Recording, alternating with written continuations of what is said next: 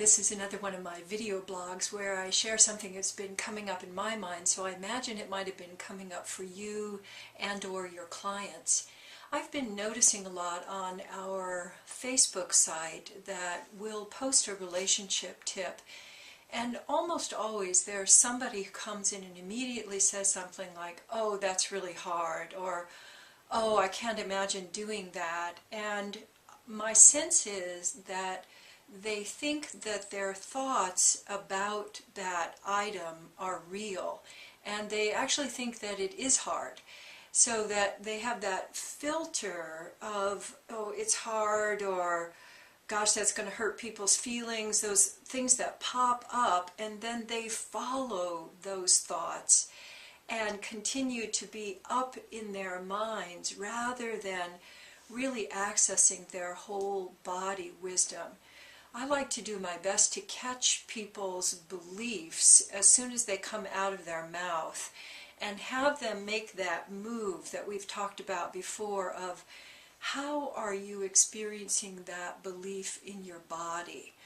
Particularly when you have that belief, you notice that belief, or you notice that what we might call a negative thought, what body sensations do you notice? And then the critical move, though, is to place your attention on the body sensations.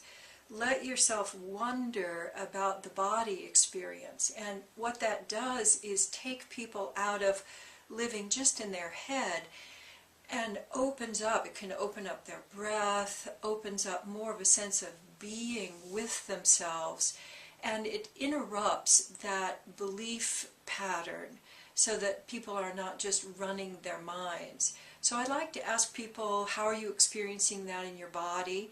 I like them to sometimes drop the words out, so they would say the same thing but just with sounds and gestures like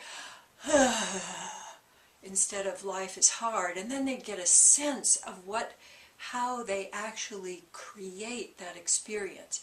I'm really interested in how people are organizing themselves to create the experience that they're then reporting out their mouth, that their mind is analyzing. And all of our work is really about coming into your whole body experience over and over again.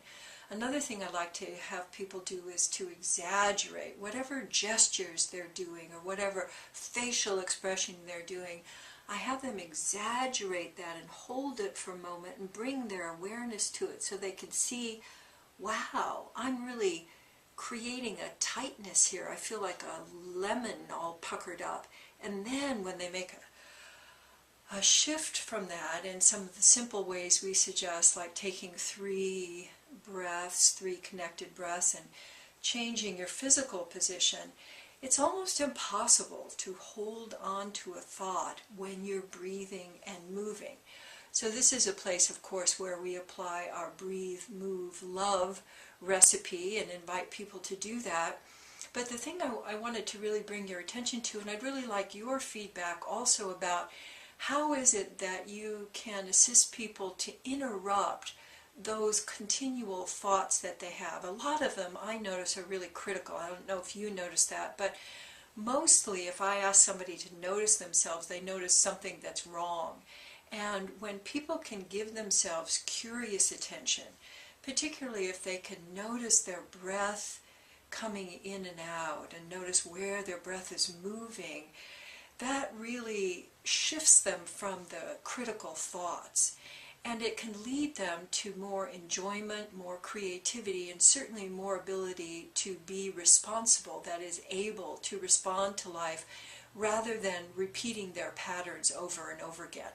So there's a phrase in science right now, it's very popular, it's called pattern interrupt, and I love it because that's a lot of what we do, is catch people in patterns and then gently interrupt them so they can have the experience of, oh, I'm creating this and I can create something different. So what are your favorite pattern interrupts?